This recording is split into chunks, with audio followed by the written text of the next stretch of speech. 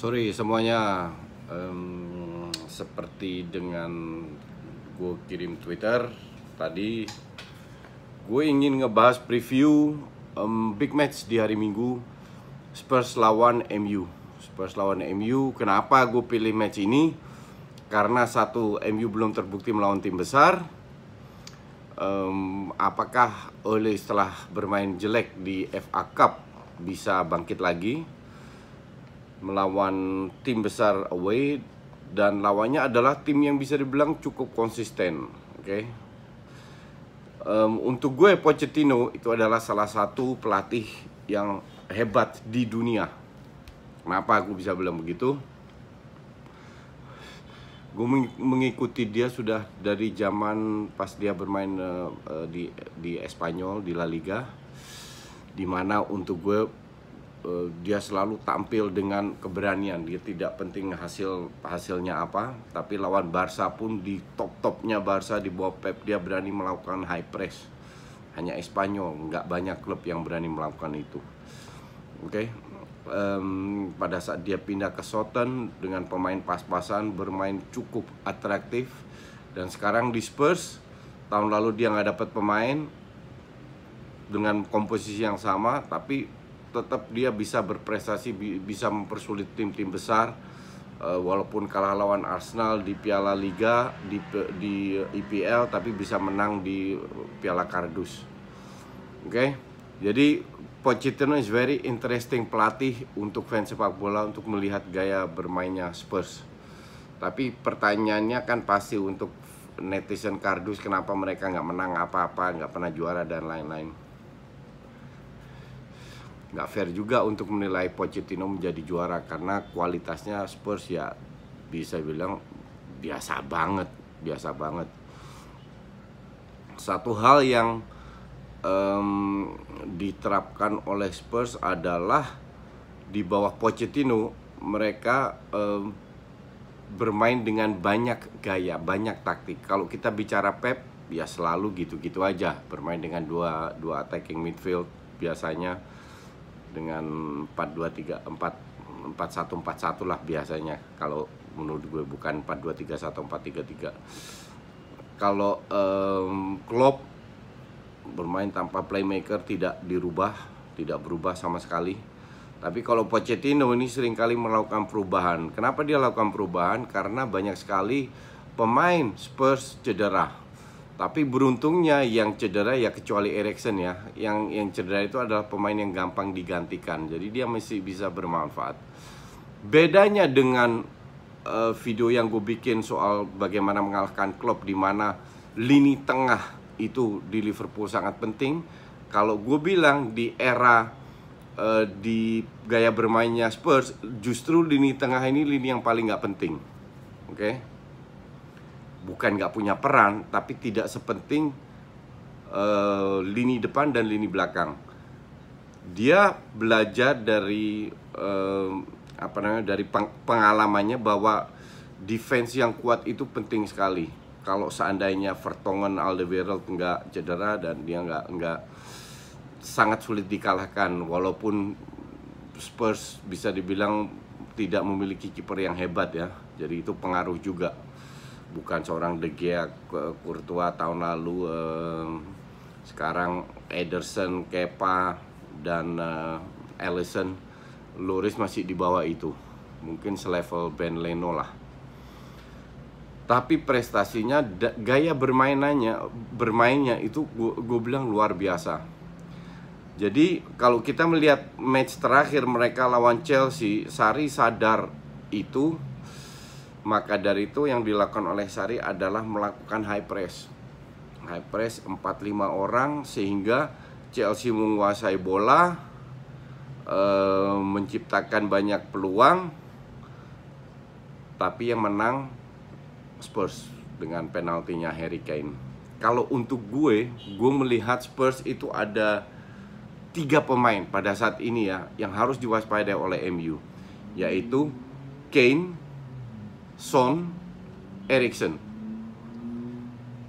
Tidak ada guna untuk menekan pemain tengah, karena Spurs lebih bermain direct ke 3 pemain itu. Dan Eriksen kan lebih ke, kalau dia di belakang dia passing-passing aja, kasarnya begitulah. Tapi yang bahaya kan adalah crossingnya atau end passingnya atau true passnya. Dan itu dimanfaatkan, dibikin sedemikian rupa dengan set play, sehingga pemain seperti Kane maupun Son dapat mengeluarkan kapasitasnya semaksimal mungkin. Dengan defense yang kuat, mereka lebih bermain direct, entah itu lewat sayap atau lewat tengah ke depan. Ya, memang biasanya mereka menguasai bola, tapi lawan Chelsea sudah terbukti bahwa penguasaan bola itu bukan intinya di tim Spurs. Tapi tiga pemain ini memiliki karakter berbeda. Kane is very mobile, sangat bisa menerima bola, cover bola dengan bola long ball dari belakang. Son tidak kuat untuk menerima bola long ball dari belakang, tapi lebih kuat jika didapatkan bola ke belakang defense lawan untuk melakukan sprint. Eriksen sangat akurat dari sisi passingnya, ya semua tahulah untuk end passingnya. Dele Alli punya peran, tapi untuk gue tidak terlalu signifikan. Jadi lebih penting kalau seandainya MU bermain melawan Spurs, lebih fokus ke depan untuk melakukan high press, tapi yang pemain tengah ini jangan terlalu rapat seperti pada saat melawan Liverpool antar lini, tapi lebih longgar. Pemain tengah lebih ke belakang, jadi jarak antar pemain tengah dan pemain depan itu dibiarkan longgar, space. Paksakan mereka long ball, disitulah dihantam. Kane, pada saat Kane memegang bola, yang bahaya kan dia membiarkan membuka ruang di tengah. Ruang ini bisa dimanfaatkan oleh Dele Alli maupun Son lewat Eriksen. Oke? Itu harus diwaspadai. Pertanyaan kan bagaimana mengcover seorang Kane. Kane ini sprint tidak terlalu cepat, jadi nggak masalah untuk di cover man to man ketat. Walaupun dia bisa pegang bola, ujungnya kan kembali ke tengah, ke pemain seperti Eriksen. Ini harus diwaspadai. Nah, pada saat itu dilakukan, crossing yang dilakukan Eriksen ini sangat akurat dengan bola atas, bola bawah, dan lain-lain. Mereka seringkali memanfaatkan ruang yang berada di belakang defense lawan. Defense MU, De Gea, selalu ada ruang yang dimanfaatkan. Caranya gimana? Para pemain depan ini tarik ke belakang pada saat MU melakukan pressing atau atau lagi membangun serangan Spurs. Nah, ruangan ini di-create dengan melakukan long ball dari belakang ke belakangnya defense, sehingga Son atau Dele Alli masuk dengan spraynya, atau kalau tidak lewat sayap, passingnya ke Kane, di mana dia seringkali membuka dirinya ke kanan, agar di tengah ada ruang yang bisa dimanfaatkan oleh Dele Alli maupun Son. Ini yang sangat penting diwaspadai. Jangan bermain dengan 3 back, lebih bermain dengan 4 back MU, dan fokus satu pemain Matic untuk mengcover Christian Eriksen. Jika itu terjadi, MU pasti akan mendapatkan peluang untuk melakukan banyak skill individu di depan. Tapi sekali lagi, antar lini jangan terlalu rapat. Ini akan menjadi bahaya untuk MU. Lini depan dan lini tengah, kasih gap lini tengah dan lini belakang itu harus rapat untuk mengantisipasi counter attack dari Spurs ini. Karena kalau seandainya MU melakukan high pressure, pasti mereka melakukan long ball. Tapi kalau MU tidak bermain dengan high pressure, jarak antar pemain Spurs ini akan lebih cepat, plus point akan lebih dekat, tapi plus poinnya tidak ada ruang di belakang defense MU yang diberikan oleh Spurs. Ini ada dua pilihan yang bisa dilakukan oleh Solskjaer. High press atau mundur ke belakang, tidak memberikan ruang. Kalau high press ya ada ruang terjadi yang bisa dimanfaatkan. Kalau sana itu terjadi, terutama Son tidak boleh di cover ketat, cover 3 meter. Kalau bolanya ke belakang defense, at least defender MU punya 3 meter untuk melakukan sprint. Kalau bolanya ke Son, dia bisa menutup. Jadi jarak tetap 3 meter. Beda dengan Kane. Kalau Kane dipaksa main man to man karena dia tidak punya speed untuk melakukan seandainya dikasih long ball untuk mendapatkan itu bola. Dia lebih orang yang mengcover bola. Pada saat pemain depan mendapatkan bola dengan cara apapun, itu yang harus diwaspadai ya si Eriksen ini. Dan Matic harus benar-benar menjaga Eriksen atau Herrera kalau seandainya MU bermain dengan 2 DM seperti sebelumnya untuk mengcover Eriksen. Jika 3 pemain ini di cover, gue tidak melihat MU Spurs bisa mendapatkan banyak peluang atau bahkan mencetak gol. Yang jadi masalah dengan Kane ini kan dia sangat kuat dengan tidak hanya dengan bola bawah tapi juga bola atas.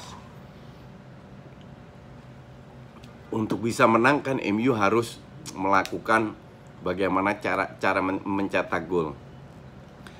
Kalau gue bilang Rashford bermain seperti biasa, lebih turun ke bawah, mobile, jangan bermain man to man karena kalau di cover Davinson Sanchez ataupun Alderweireld, gue bilang mereka lebih bagus, lebih bisa mengantisipasi. Tapi kalau seandainya dia turun ke bawah didukung tak itu dengan Martial, Alexis atau Lingard, whoever it is, bermain dengan rapat antar 3 pemain, banyak kombinasi, banyak skill individu, gue rasa mereka bisa mendapatkan banyak peluang lah, at least lebih banyak. Hanya tergantung lagi efektivitas. Jangan seperti Chelsea terakhir berapa 20 lebih shots tapi 0 gol. Tapi soal Chelsea itu ntar kita bahas di next video.